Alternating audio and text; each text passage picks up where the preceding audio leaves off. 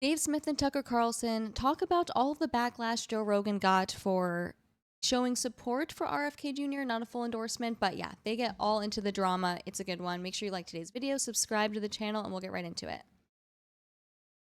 But they went all in on that, and a lot of Republicans too. So Rogan, who I just want to say for the record, I really love and I revere as a pioneer in media, really more than, I mean, Roger Ailes level kind of changed everything. Yeah. So I just always want to say that because I really believe it. But he seemed to endorse Bobby Kennedy. Then he comes out and says, no, I just like Bobby Kennedy. Oh, I like Bobby Kennedy too, for the record. He's a nice man. But I was not endorsing him, Rogan said, and I don't really like talking about politics that much. I'm summarizing. But if you want to know like what I think, just listen to Dave. Which I thought was kind of funny and cool that he said that. But give us your assessment of Bobby Kennedy. Like what role does he play in this race, if any? Well, by the way, so when Rogan tweeted that, and I mean, like, it's just, you know, like I couldn't even look on my phone for like hours after that because it's just like, and he texted me. It was one of the funniest texts I've ever gotten. Rogan texted me and he goes, oh, I didn't even realize that I stirred up a whole riot on Twitter, but I sent all the looters to your house. Oh, that's pretty good. Which was, I was like, yeah, that is really what, but I was like, I'll take them. I love this. You know? I like the looters. But also the moment really is, it's because Joe is such a, like, he you know, I know him pretty well. We're like pretty good friends at this point.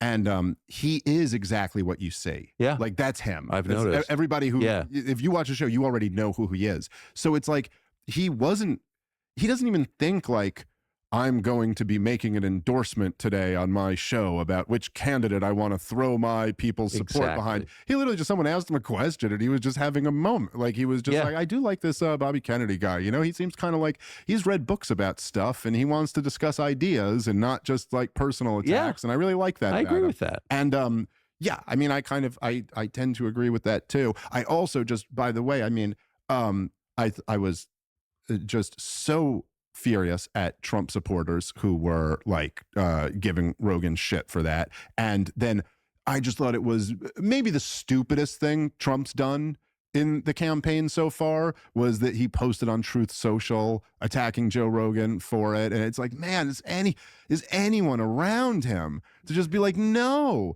you don't go to war with Joe Rogan. No, that's the teachers union. You should be right? Like, what? But it's also like, even whether he's supporting you or not, that's your teachers union. You know, he's again, like I said before, it's not left versus right. It's dissident versus the regime. And this is the guy who cracked the corporate media. He's the guy who cracked the state's monopoly on information. That is true. So come on, what are you doing here? And he said also, it's just so removed. And it's really just the flaw in Trump is that he said, it'll be interesting to see how much Joe Rogan gets booed at the next UFC event. And you're like, do you really think Joe Rogan's going to get booed at okay. All right. I know that Donald Trump, I know how your mind works, and there's great things about it, and then there's things that hold you back. But I know that you think that since they love you at the UFC event, they're your people, and they'll hate anybody who's not supporting you. But actually, they really love Joe Rogan, and they're not going to be booing him. And it was just so stupid to fight this fight with him. Anyway, you know, to the Bobby Kennedy stuff, when he first started running, and I had him on my show. And I was just like, I just loved the guy. And I thought, you know, his positions on Ukraine and on the vaccine, I thought were heroic. And it was amazing. What was so amazing about his campaign was that he was running as a Democrat and he's Bobby Kennedy. Yeah. Like his name is Bobby Kennedy. And he's not like some, you know, peripheral Kennedy who's like he's Bobby Kennedy's son. He's Jack Kennedy's nephew. And here he is giving Democrats this. It reminded me a lot of the Ron Paul presidential campaigns, where because Ron Paul was such a conservative person, and because right after his name there was R, Texas, you know, and he could be against the wars. It was like he gave permission. Exactly. For you, you're allowed to be against the wars. You could oppose the wars, and you don't have to give up your whole identity. You don't have to be Michael Moore in order to be against that's this exactly war. right. You could be a real American patriot and oppose these wars. And in a similar fashion, I felt like Bobby Kennedy was giving Democrats permission to abandon these, which were, look, I mean, if you think about it, I said just a second ago that the vaccine was Joe Biden's first, we're all in on the vaccine. And then his second big thing was all in on the war in Ukraine. This is the Biden administration. So he's this total repudiation of Joe Biden, but being like the true Democrat, what we're really supposed to be, Yes. And so there was something amazing about his campaign. I understand why he made the move to go independent, because there's not a real democratic process in the Democratic Party. Nor is there much of a constituency at this point for that message. Yes, that's probably true. Yeah.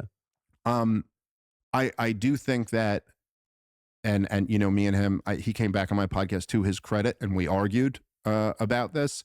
I do think it's strained our relationship a little bit, but I could get past not being good on Israel from my perspective, of course, and I could get past.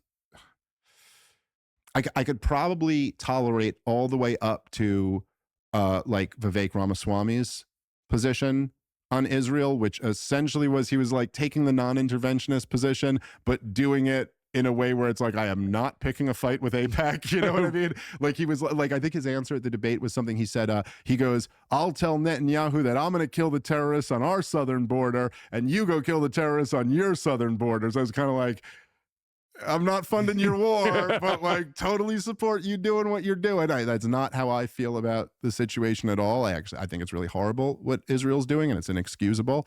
But I mean, going around with Rabbi Shmuley as your campaign advisor, I just like, to me, once I saw that, I was like, I just can't. It's too much for me. So, and I do think, again, kind of like I'm saying with Donald Trump, I mean, he just pocket aces. You don't want to play these pocket aces. Okay. I mean, Democrats, like 70% of Democrats oppose this war and want a ceasefire. I think 50% of them consider it a genocide. On the Republican side, obviously, there's a lot of America First people who could be persuaded that we shouldn't be involved in these conflicts. I think Bobby Kennedy had a real chance to make, like, if he was non-interventionist on this war, I think he would have made some huge waves, and I think that really hurt him. He also Yeah, I completely agree. I think that's how he could have really made a big difference, but totally hurt him. Dave is completely correct here. he lost a bunch of people on his campaign staff because he was the anti-war guy. Had a whole bunch of young anti-war people who were like, oh no, I'm not going to be a part of this now. So where does that leave him now?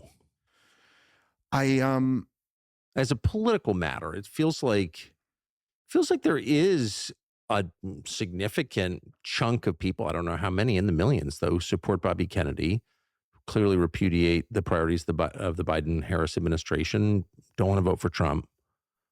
I mean, my sense is he's taking potential Trump voters. Yeah, that might be the case. I'm not sure exactly, and I don't know. I mean, if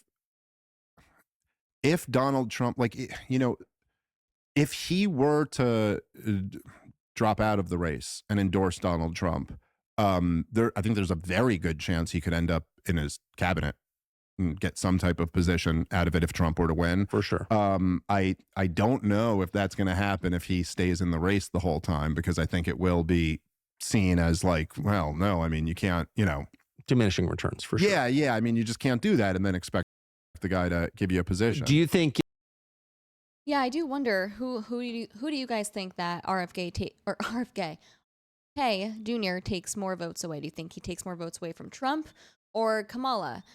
I would say probably Trump. I don't know. Yeah, I don't know. I think Trump. Let me know in the comments below what you guys think. That's all we have time for today. I hope you enjoyed today's video, and I'll see you.